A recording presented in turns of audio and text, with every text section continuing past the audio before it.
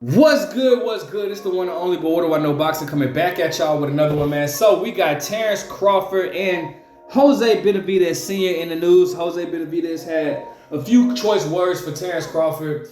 And, I'm going to say this real quick, man. I like Jose Benavidez. I've met him on numerous occasions. Real cool guy. I'm real cool with the whole Benavidez family. Jose Benavidez Sr. Junior.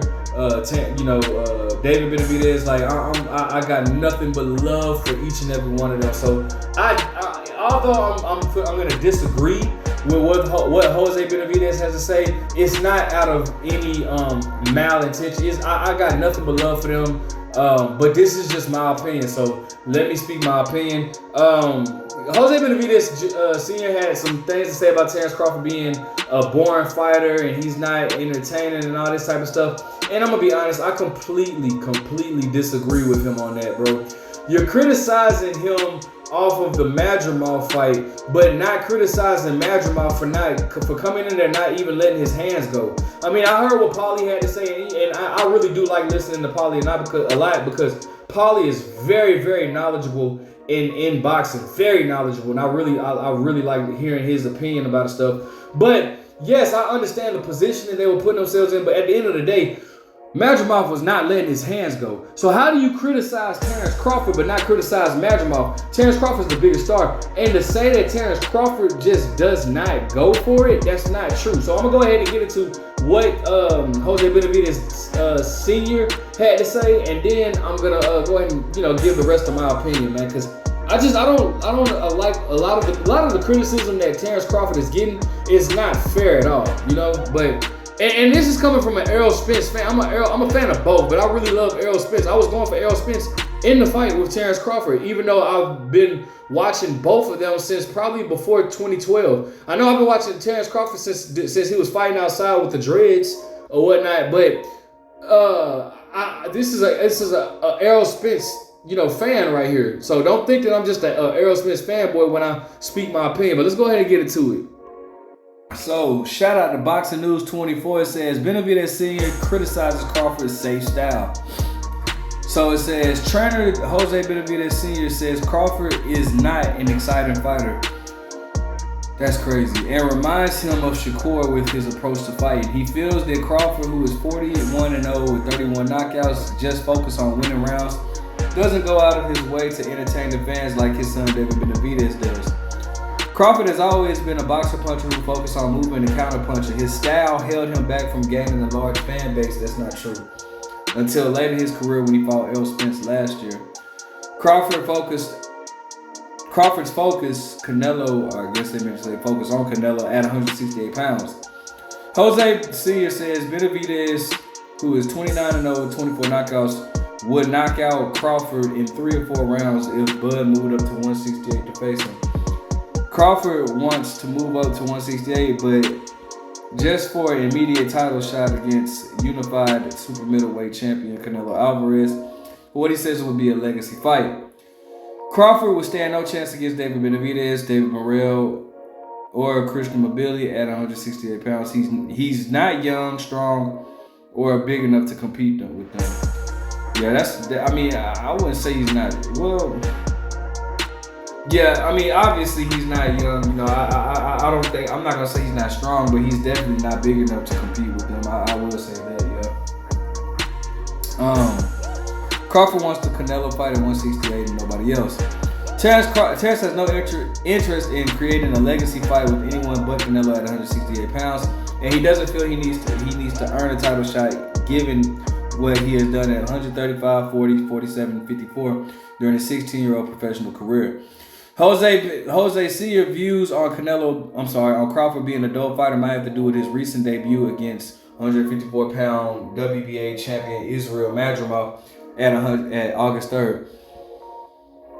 But here's my thing on that. So you criticize Crawford and you don't criticize Madrimov. But anyways, Crawford mostly boxed Madrimov in a chess match and didn't take any chances to entertain the fans. I'm not going to compare David to Crawford. David is an exciting fighter. David comes to throw punches and risk a lot. He comes to put on a performance, said trainer Jose Benavidez Sr. on the Boxer Voice on YouTube channel during comparing David Benavidez to Crawford. David is a much different fighter than Crawford, focusing more on scoring knockouts with his combination punch. And Crawford has a lot of knockouts, but those were mostly against lesser fighters who were small, older, not a high caliber. We saw when Crawford got in there with Madrimov, he didn't do anything to him, just boxed a boring 12-round decision. Terence Crawford is a really good fighter. He always plays it safe and wants to win rounds, but I don't think he risks. That's crazy. I mean, that's insane to say that, but he doesn't give the people excitement. That is crazy. He's going to come and have a good fight, said Jose Sr. Crawford wasn't taking any chances with Madrimov. When he fought at 47, he was more aggressive, but that was due to the level of opposition. Crawford fought guys like Errol Spence, Sean Porter, David Benavidez, Jeff Horn, Kell Brook, Amir Khan. He moved up to 154 without fighting boots. That is crazy. I mean, come on, man. And again, I really do like Jose Benavidez Sr. I do, man. But come on, man. This is ridiculous. To me, Terence Crawford is like Shakur Stevenson said to Jose. Pound for pound, Terence Crawford is a good fighter, but to me, he's not exciting. He always plays it safe. He wins rounds, and that's it. What is he supposed to do? Like, what do you mean he wins rounds and that's it? Like, because he doesn't... Bro, that's crazy, bro. Like, have you... I can't compare him to David. David is an excited fighter. One, if people want to see his last performance against Goza, he came out injured, but I'm proud of what he did. Shakur seemed to have learned a lot of his trade from watching Crawford and has his pattern and style after fights. And fight and has a pattern and has patterned his style after his. He takes a step further with his defense, but very similar to Crawford's. It's one reason why Shakur hasn't become a popular. Fans don't like boxers. 3 or 4, maybe it's like Boo Boo Andre. Maybe it's like a Boo Boo Andre thing. Said Benavidez when asked how long will Crawford last with David Benavidez. All right, man. So listen, bro. Let's go ahead and talk about this, man. Cause I'm tired of people not giving Crawford his just due, you know. All right, so I'm actually kind of tired of doing this, but I mean, for the umpteenth time, I'm on Terence Crawford's box rec, bro, and it's like, I don't understand why people don't give this man his just due.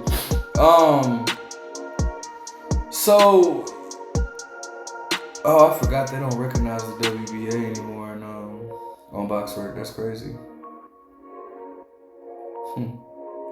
Okay, so anyways, wait, hold on a second. Terence Crawford versus Madrimov for the WBO interim world champion? Wait, what? I thought that was for the legitimate title. I gotta look that up. That's crazy. But anyways, fighting Madrimov, who that was his first fight and had a very extensive amateur career. Fighting Errol Spence, that's self-explanatory, regardless of what you thought. I mean, and listen, this is coming from an Errol Spence fan. I was going for Errol Spence. I was cheering for Errol Spence to beat Terence Crawford, bro. Even though I'm a fan of both of them, I was cheering for Errol Spence, bro. So for y'all, before y'all try to say, oh, I'm a Terence Crawford fanboy, no, bro. I'm just real when it comes to this boxing shit, unlike a lot of these YouTubers and stuff. But anyways, Errol Spence, regardless of how you felt, the man at the end of the day, Errol Spence still came in there, and Terence Crawford had a job, and he completed that job. Sean Porter, nobody stopped Sean Porter. I don't care about people saying, oh, well, Sean Porter was on the verge of retire. He said that he was going to retire if he didn't. It don't matter. Nobody has ever stopped Sean Porter. And Sean Porter did not look like, it's not like Sean Porter looked like Danny Jacobs. Now, go watch Danny Jacobs versus Shane Mosley Jr. Then that's when you could talk about a fighter being a shot fighter, bro. But Sean Porter was still sharp, still had his athleticism. He boxed and looked the exact same he has done in any other fight. So I don't want to hear people talk about, well, he was talking about retiring. No, bro. At the end of the day, he still came in there and fought. So be quiet, bro.